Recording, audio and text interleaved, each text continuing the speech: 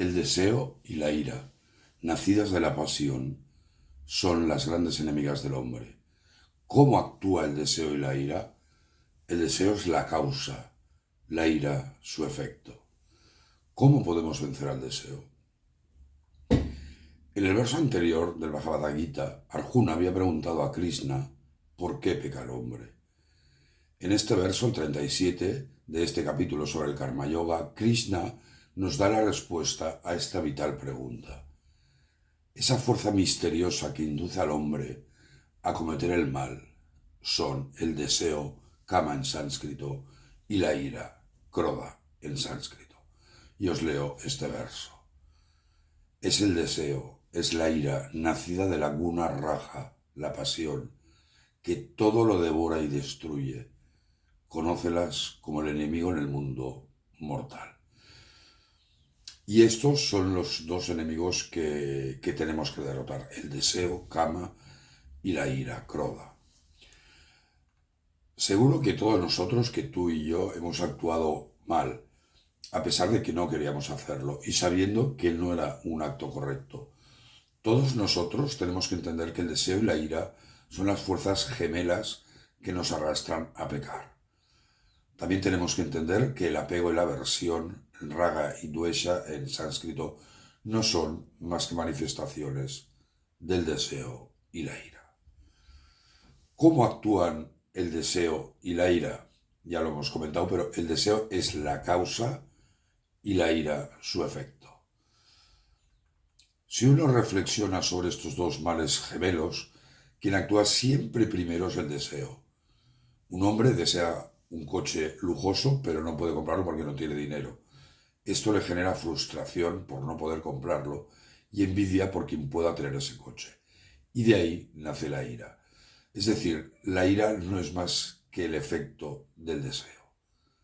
Si erradicamos de nuestra vida el deseo, habremos erradicado la ira. Fácil, ¿no? En teoría. En el hinduismo se contemplan 6 malas tendencias del hombre. Kama, deseo. Krodha es la ira. Lobha, que es la codicia. Mada, que es el sentido del yo.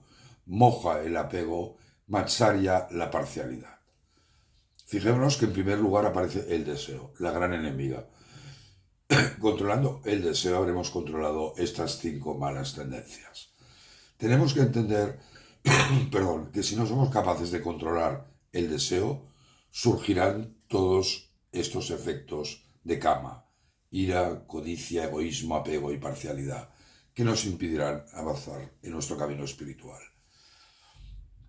Fijémonos que Krishna en este verso dice sobre el deseo, todo lo devora y destruye. El deseo, al igual que el fuego, todo lo devora.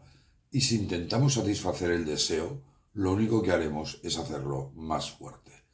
Al igual que el fuego es más potente cuanta más leña le echamos. La gran pregunta es, ¿cómo podemos vencer al deseo?